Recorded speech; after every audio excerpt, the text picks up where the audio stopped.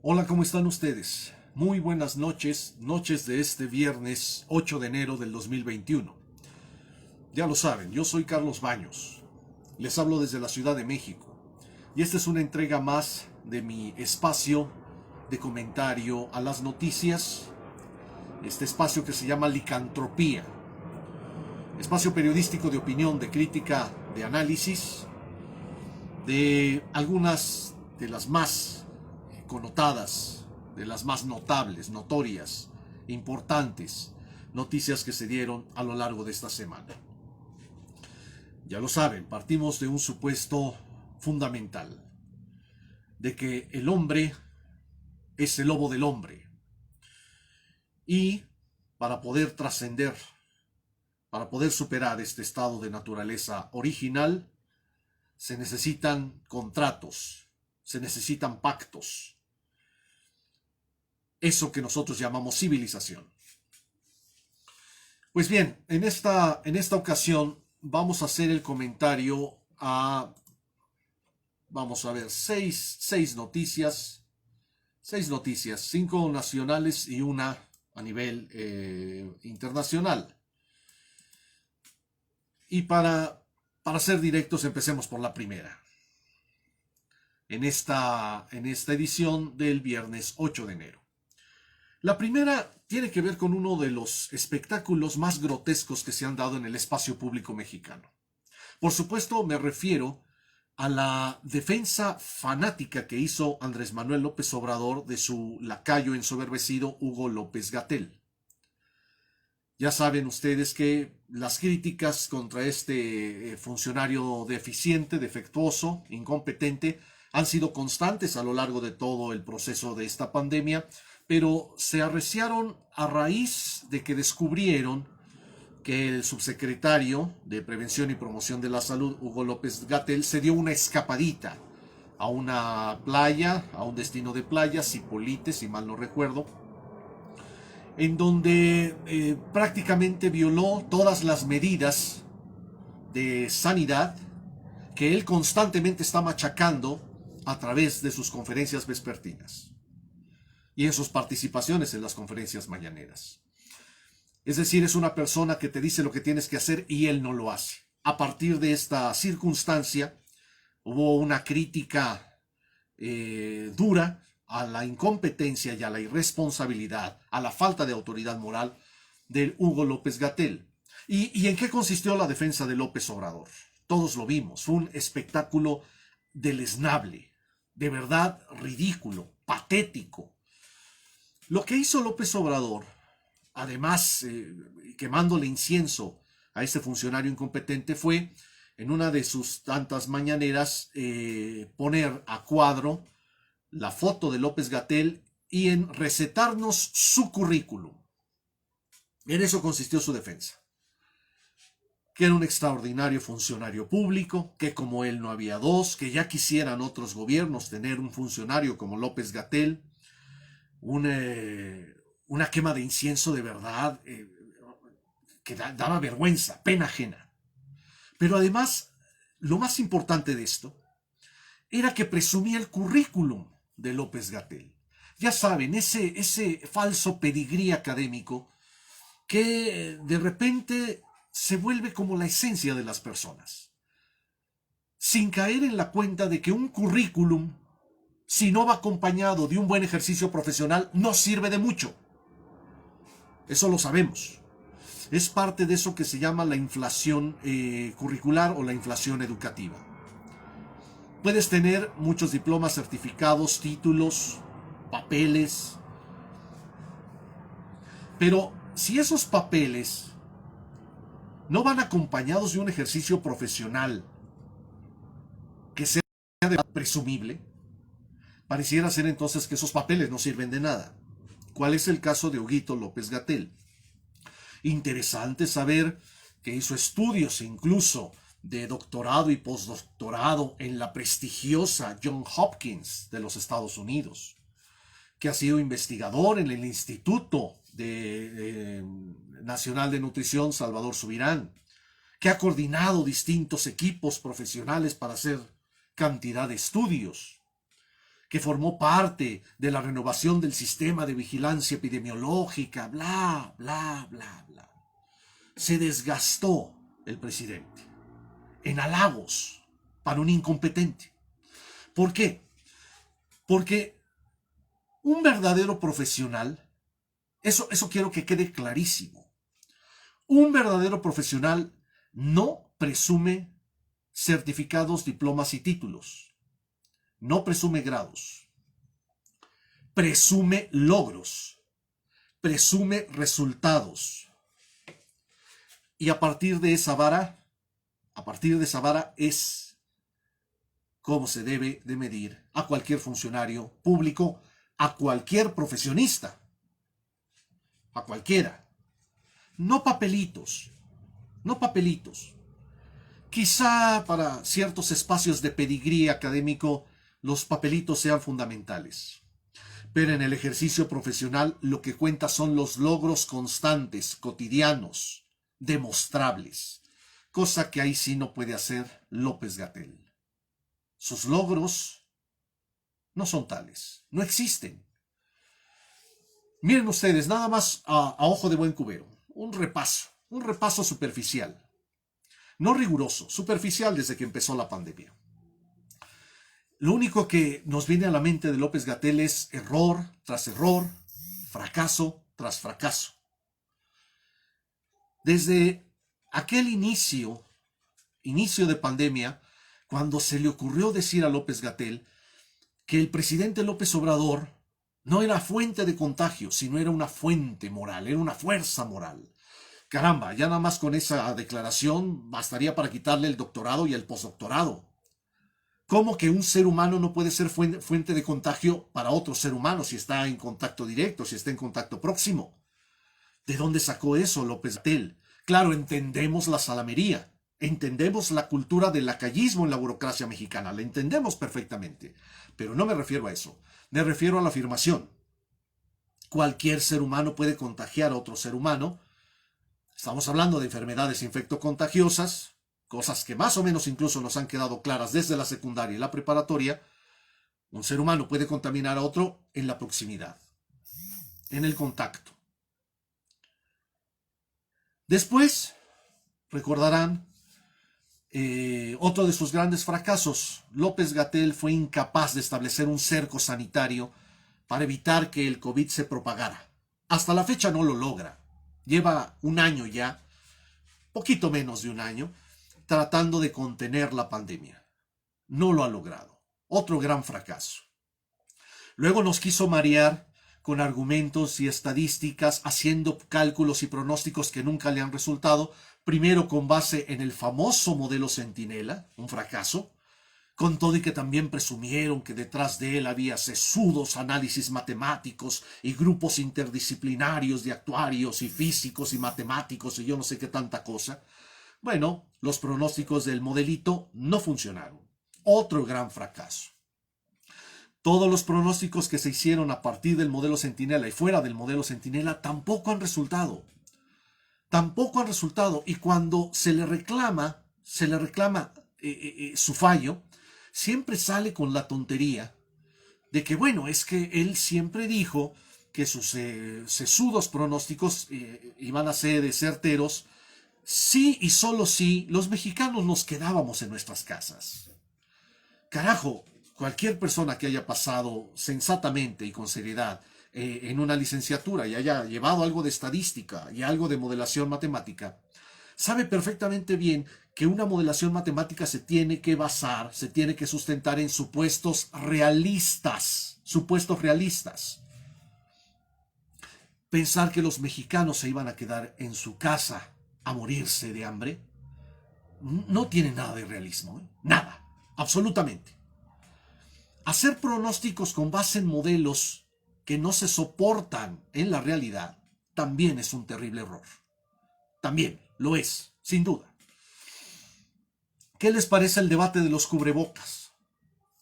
El debate de los cubrebocas. Lo mínimo que tú puedes esperar de un experto en epidemiología es que te diga constantemente, te exponga constantemente cuántos tipos de cubrebocas hay y cuál es su grado de confianza. en cuanto a la contención de la pandemia, claro, junto con otras medidas de sanidad. ¿Ustedes recuerdan alguna exposición de López-Gatell en ese sentido? Y lo que esperábamos es que no fuera una, que fueran varias. Que el cubrebocas nos da una falsa sensación de seguridad.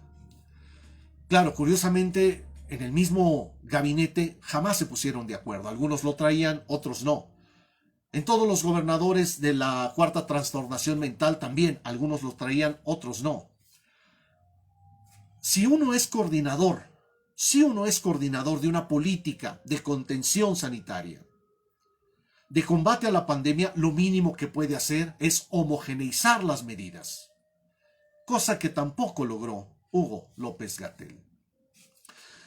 Vaya, ni siquiera hizo una buena exposición sobre el asunto de los cubrebocas. Dicho sea de paso, también resultaba ser un poco oprobioso ese punto cuando veíamos cotidianamente hasta la fecha cómo enfermeras, enfermeros, médicos constantemente caían enfermos, pese a la cantidad de medidas sanitarias que tomaban, claro, obviamente, también con material defectuoso, con material insuficiente.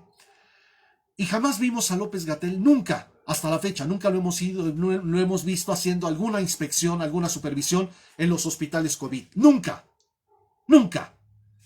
Y eso no solo es una falta de solidaridad, es una falta de conocimiento empírico concreto de la realidad que supuestamente está combatiendo. Otro gran error del experto que defendió López Obrador. ¿Qué me dicen de las estadísticas? ¿Tenemos registros confiables? Por supuesto que no tenemos registros confiables. No solo con respecto a los hospitales públicos, sino también con respecto a los hospitales privados. Y ya no se diga la cantidad de mexicanos que se han quedado en sus casas a atenderse, incluso de forma empírica, muy empírica. ¿Registros oficiales? ¿Dónde están? ¿Qué confiabilidad tienen? Otro de los grandes errores de López-Gatell. ¿Y qué me dicen? No sé cuántos llevo, pero llevo un montón. Para que vean ustedes que tenemos razón cuando decimos que el currículum vitae, que los certificaditos y los papelitos muchas veces no se traducen en logros profesionales. El caso de López-Gatell es clarísimo. ¿Qué me dicen del plan de vacunación? Un verdadero adefesio. Desde antes que empezaran a llegar las vacunas hasta la fecha. Es un desmadre, es un relajo, es un caos. ¿Quién pone orden ahí? ¿Quién pone orden? Vemos siempre una especie de carrusel de funcionarios en torno al tema de las vacunas, pero ¿quién coordina? ¿Quién manda? ¿Quién dice la última palabra? ¿Quién enciende las luces? Hasta la fecha no lo sabemos. Lo que sí sabemos es que el incompetente de López-Gatell el 18 de diciembre dijo que el gobierno federal se iba a encargar de la compra, de la distribución y de la aplicación de las vacunas, y una semana después su jefecito, el que lo defendió después, Andrés Manuel López Obrador, dijo que sí iban a participar, sí podían participar las empresas privadas. Pasó solo una semana de que López-Gatell dijo que era el gobierno el que se iba a encargar de forma exclusiva. Una semana después, su jefe lo desmiente. ¿Ustedes creen que existe coordinación entre ambos? Y ya no digamos la coordinación con respecto a los gobiernos estatales y con las instituciones a nivel federal, como el IMSS, el ISSSTE, o con las empresas privadas. Es un caos. ¿Ese es un logro? ¿Eso se puede presumir como logro? Vaya, así, a bote pronto, lo que me cruzó por la cabeza en este momento. Podemos ir sumando los fracasos a lo largo de un año de este incompetente llamado Hugo López-Gatell y al presidente defendiéndolo, presumiendo su currículo.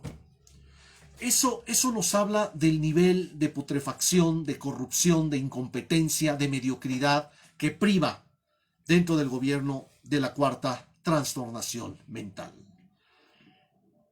¿Para qué presume el currículum, señor presidente? Presuma sus logros.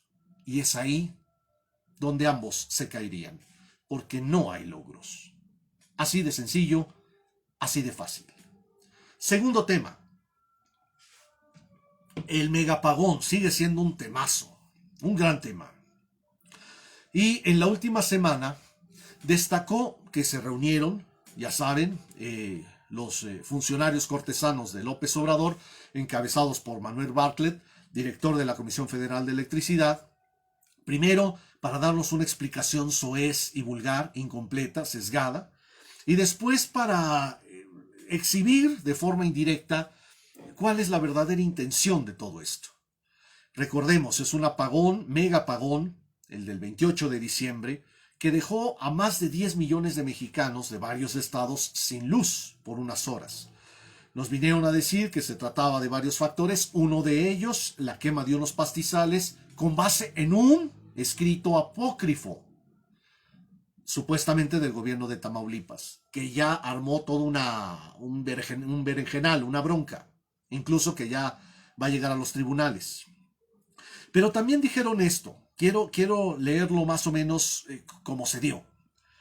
También dijeron que se debió a una falla en las líneas de transmisión y a un desbalance del sistema eléctrico nacional, provocado, aparte del incendio, por desbalances ocurridos en el sistema, por una generación intermitente eólica y fotovoltaica muy elevada. Por supuesto, se trata de un golpe directo a los generadores privados de energía renovable. Directo. O sea, en pocas palabras le están echando la culpa a los generadores privados de energía eléctrica por la vía eólica y fotovoltaica, que son dos de las grandes fuentes de energía renovable.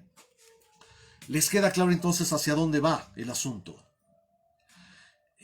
Hay que tratar de ser aquí suspicaces. Manejémoslo si quieren como hipótesis. Metieron a un funcionario de oscuro pasado, con un aspecto bastante mafioso, Manuel Bartlett, para pegarle a la producción de energía eléctrica por fuente privada, para pegarle y desprestigiarla. Justo cuando el gobierno al que él sirve, el de López Obrador, trae una cruzada en contra de los productores privados de energía y en contra de la recuperación, realmente la reestatización autoritaria, centralista, burocrática de la Comisión Federal de Energía, de Electricidad, de la Comisión Nacional de Electricidad. Federal, perdón, la Comisión Federal de Electricidad. ¿No se les hace demasiada coincidencia? Culpar del apagón a una quema de pastizales que se basa en un documento apócrifo, y por el otro a los productores privados de energía eléctrica. A mí me parece ya eso, me da la impresión que es un plan. Es de estos planes que elaboran con artilugios estos funcionarios corruptos, incompetentes, amafiados, justamente para terminar de desprestigiar a los productores privados de energía eléctrica, cuando nosotros sabemos que son las fuentes renovables, las fuentes sustentables, las que le van a dar cierto futuro energético, no a México, a todo el mundo, y que muchos países han avanzado demasiado en la materia, muchos, y que nosotros con estas políticas retrógradas nos vamos a ir rezagando. Eso nos habla del nivel de retrogradismo de este gobierno.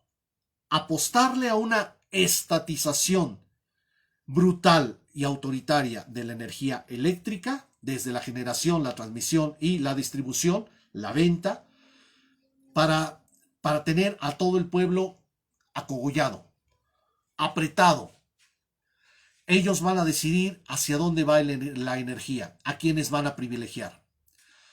Si hubiera un mercado privado sano y competitivo, lo que pasaría con la Comisión Federal de Electricidad es que se iba haciendo chiquita, se iría haciendo chiquita, hasta quizá desaparecer.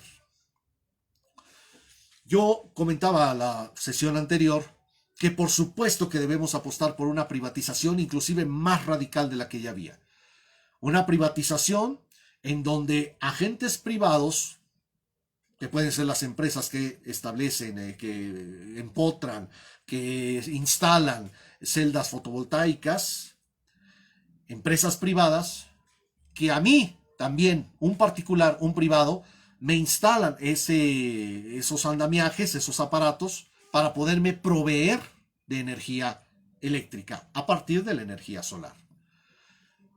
También podríamos hablar de la eólica, también podríamos hablar de la maremotriz y de otras más de carácter sustentable. Pero ¿qué pasaría si avanzaran estos tipos de energías? ¿Qué sucedería? Por supuesto que la Comisión Federal de Electricidad quizá incluso llegaría a la quiebra. Y se perderían, por supuesto, muchas de las redes amafiadas en el ámbito de la burocracia estatizante de este país. Hay que ver con mucho recelo, con mucha suspicacia, con mucho escepticismo, con mucha crítica, con mucha desconfianza, todo este asunto del apagón. Hay que verlo con mucha desconfianza. Porque a mí me huele, y no solo a mí, sino a otros, que es un plan justamente para justificar, si no, la nacionalización, otra vez una renacionalización total de la industria eléctrica, sí una contención y un hostigamiento a la inversión privada. Volvemos a demostrar el carácter comunistoide del gobierno de López Obrador. Claro, no esperemos que actúe como Chávez. Exprópiese. No. Aquí quizá no la expropiación, pero sí el ahorcamiento, el hostigamiento a la inversión privada en materia energética. Claro, por supuesto, siempre tienen que estar sacando el asunto del bienestar del pueblo y de la corrupción en la era neoliberal. No, hay que ir más atrás. Hay que ir a ver lo que está detrás de ese argumento. Y es una reestatización autoritaria, centralista de la dictadura populista de López Obrador. Hay que darle mucho seguimiento a este asunto. Porque acuérdense que además en el mundo moderno, quien controla la energía prácticamente lo controla todo. Si lo que quiere este gobierno es centralizar y estatizar de forma total y autoritaria la generación de energía eléctrica, estamos metidos en un severo problema. Punto número 3. Noticia número 3. Las feministas mexicanas rechazan la idea de la consulta popular sobre el aborto. Ya veíamos en anteriores ocasiones que a partir de lo que sucedió en Argentina, es decir, la despenalización del aborto a nivel nacional, las feministas mexicanas se emocionaron, se excitaron, están muy entusiasmadas y emocionadas por la idea de hacer lo mismo en México. Solo que se les olvida una cosa fundamental: que México es un país federalista, que somos un pacto federal. Lo que ellas pretenden hacer es definir desde el Senado y desde la Cámara de Diputados, es decir, desde el Congreso de la Unión, definir una ley que se aplique para todo el país de forma pareja.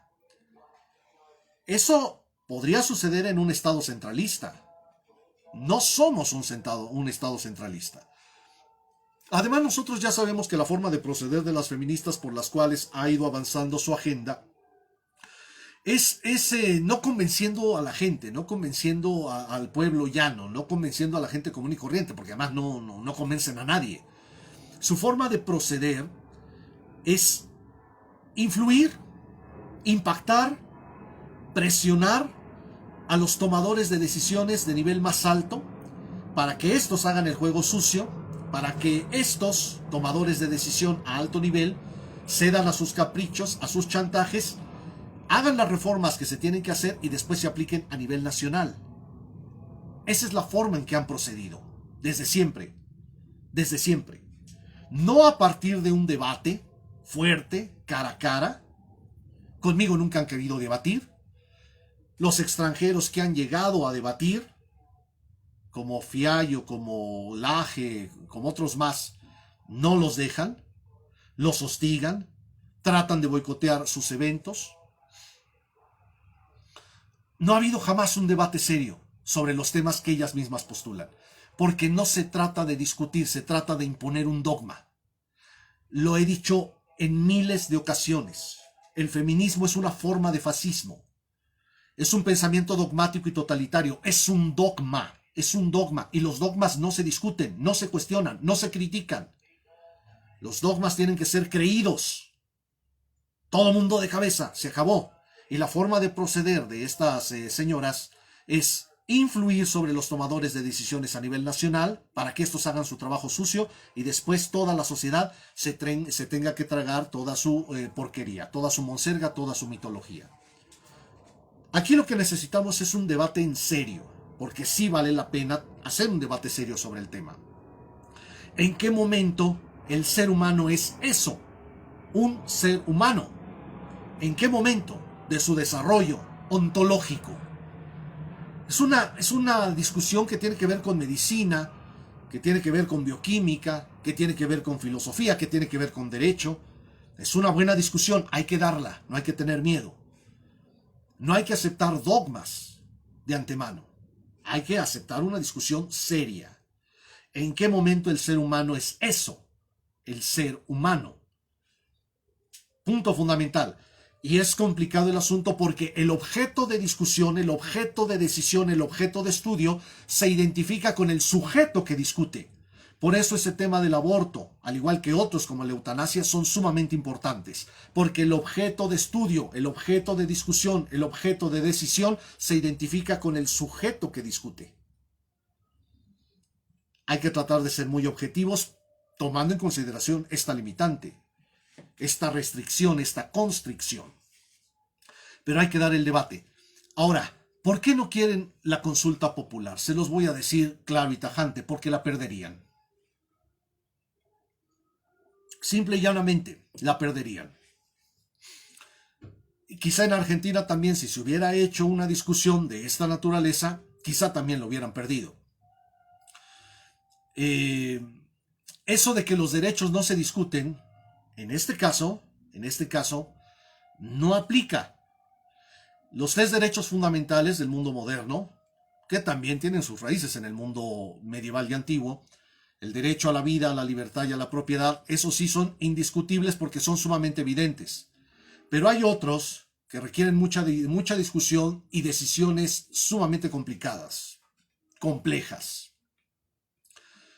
Hay que dar esa discusión y si se tiene que abrir a consulta popular, la consulta popular tiene que ser de carácter federalista porque el Pacto de México, el Pacto Nacional, el Pacto Constitucional es federalista. ¿Esto qué significa? Que si hay un plebiscito, si hay una consulta popular, esa se tiene que dar estado por estado, entidad por entidad, respetando las limitaciones de cada una de las comunidades políticas que integran nuestro pacto federal. Ahí está la gran trampa de las feministas, que quieren desconocer primero el pacto federal y después que no quieren dar una discusión con los disidentes de su mitología. Hay que estar al pendiente de este punto. Punto número 4.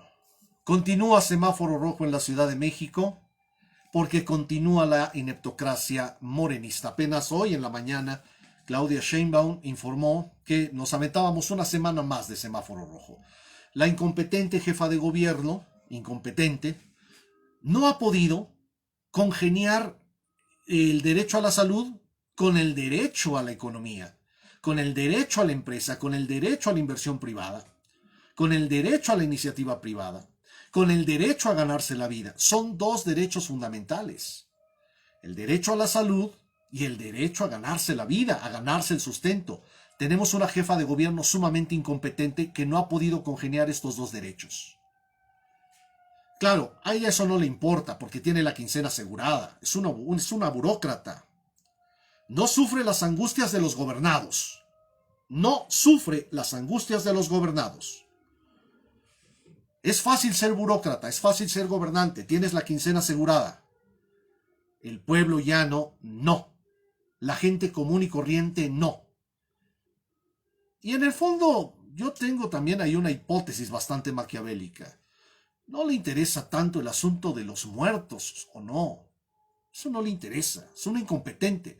Si de verdad le interesaran, sería más competente en la atención hospitalaria y en la dotación de oxígeno para las personas que no concurren a los hospitales. si de verdad estuviera preocupada por el tema. Yo inclusive tengo una hipótesis maquiavélica. En el fondo no le interesa demasiado la iniciativa privada, clásica, la que paga impuestos, la que genera empleos. Esa no le interesa. Por ella que se pudra.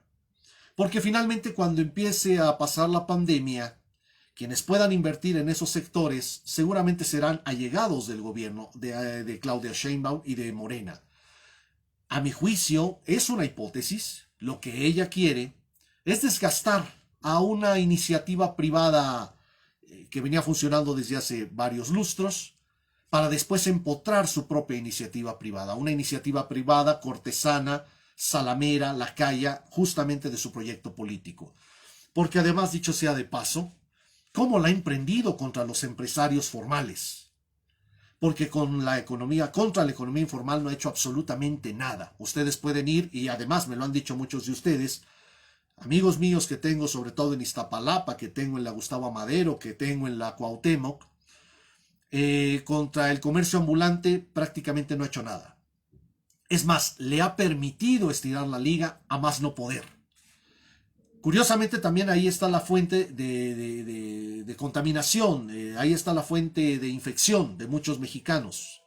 Pero contra ellos no hay operativos, contra ellos no hay sanciones. A ellos los dejan hacer. Claro, porque forman parte también de una masa electoral que ya está funcionando para ella.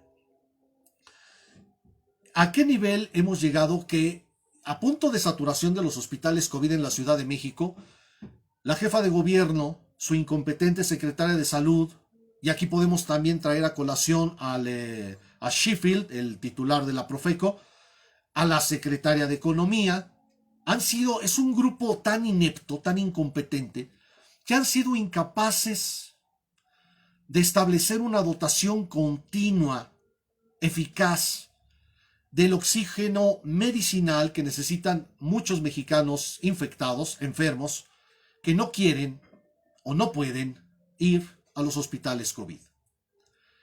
Ni siquiera lo más elemental está garantizado.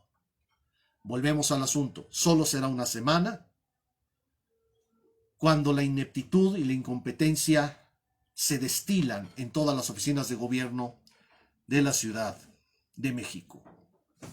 Una semana más de semáforo rojo por la ineptocracia morenista. Punto número 5. 5 de 6, ya vamos de salida. ¿Y qué pasó con la leche para los pobres? Obviamente vieron una noticia tremenda. El sistema de distribución, esto que se llama el programa de abasto social de la leche Liconza, tuvo ya severos defectos en esta semana. Mucha gente no recibió su dotación y no solo eso. Muchos de los productores de leche tampoco recibieron el pago correspondiente por parte de la Seguridad Alimentaria Mexicana, de la Segalmex. Estamos hablando aproximadamente de 260,000 lecheros, 260,000 productores de leche, a los cuales supuestamente el gobierno les compra a precio preferencial su producto para después procesarla, distribuirla y entregarla a los pobres. Acuérdense que estamos viviendo el gobierno de los pobres. Pues sí, pero resulta que el gobierno es tan incompetente que a los pobres no les está llegando la leche de los pobres. Yo no sé aquí cómo va a serle López Obrador y su gobierno inepto, su ineptocracia, para explicar por qué se está abandonando de esa forma a los pobres. Estoy buscando, estoy esperando a ver de qué manera su cerebro conecta a Felipe Calderón o al sistema neoliberal o a las grandes transnacionales, yo no sé, a los alienígenas de Jaime Maussan, no sé de qué forma los va a conectar para explicar por qué no está funcionando su programa de abasto social de leche. Alimento fundamental para los pobres. ¿Qué está pasando ahí? Claro, porque una cosa es el discurso populista y otra cosa es la operación de gobierno. La demagogia, lo estamos viendo ya desde hace varios meses, la demagogia, el exceso de saliva en las mañaneras, no va de la mano con altos niveles de eficiencia en la operación de los programas populistas. El discurso populista va por un lado y la operación de los programas populistas va por el otro. Y como la ineficiencia y la ineficacia y la ineptitud son parte fundamental de la operación de este gobierno, pues entonces estamos viendo los defectos a ojos vistas. Ahí están, son claros, son patentes. Y cuidado, no solo está pasando con la leche. Ya también hemos visto a lo largo de la semana múltiples reportajes de varios de los viejitos que no han recibido la pensión correspondiente. Claro, López Obrador dice que no es cierto, que a lo sumo son algunos casos aislados. Sí, pero las voces discordantes, las voces que denuncian estas irregularidades van creciendo. Es obvio, así pasa siempre en los regímenes populistas. Vamos a llegar a todos los pobres, eso se dice en la saliva, se dice ante el micrófono, pero la gestión administrativa es otra cosa. Y si en la gestión administrativa no se aplican criterios científicos, sino solo políticos, y los funcionarios que operan esos programas son ineptos, entonces vemos lo que estamos viendo. Y cuidado, cuidado, así comenzó Venezuela, aunque les duela. Así comenzó Venezuela. Muchos programas sociales mal operados, ineficientes, ineficaces, que terminaron produciendo mayores males públicos que aquellos que querían solucionar. Vamos a ver si en las siguientes semanas se corrige este gran error en la distribución de la leche, alimento fundamental para los más pobres. Qué curioso, ¿verdad? El gobierno de los pobres que desatiende a los pobres y que los afecta con su ineptitud. Último punto, punto número 6, uno internacional, el asalto al Capitolio de los Estados Unidos. De verdad, preocupante, ya lo decía yo inclusive en algún programa de televisión. Es muy preocupante porque hay que recordar que tanto Estados Unidos como Francia son la cuna de la democracia moderna. Alguna experiencia tienen más con respecto a nosotros. Son como países señeros, ejemplares en cierto sentido. Que sucedan estas cosas hoy en día en Estados Unidos es una mala señal. Sí, ya sabemos. Finalmente es el multimillonario, caprichoso, berrinchudo que pierde las elecciones y tiene que organizar su último berrinche. Tiene el dinero para hacerlo, tiene el ego para hacerlo. Acostumbrado a ganar en los negocios, mucho le dolió perder en las elecciones. Tiene que hacer su última pantomima. Pero es una pantomima para idiotas. ¿Vieron ustedes la cantidad de gente que estaba fuera del Capitolio? Eran unos cuantos gatos, en comparación con toda la población norteamericana. Pero eran unos tontos útiles, funcionales al capricho del multimillonario. Y eso es lo preocupante. Eso es lo preocupante. Porque no solo se trata de un multimillonario que maneja mucho dinero privado y público. Cualquier populista que puede echarle mano a una bolsa donde haya mucho dinero puede hacer eso. Es ahí donde nosotros tenemos que empezar a preocuparnos. Si además del dinero público tiene el dinero privado, pues puede mover a esos tontos útiles que le hagan el trabajo sucio. Nunca habíamos visto una escena así en los últimos tiempos en Estados Unidos. Manifestaciones muchas, afuera del Capitolio, y qué bueno, es parte de la democracia. Pero que tomaran el Capitolio y que llegaran inclusive a las oficinas de varios de los congresistas, eso ya es preocupante. Que inclusive haya habido tiroteo para 4 o 5 muertos que hay, también es preocupante. Eso no tiene que pasar en una normalidad democrática.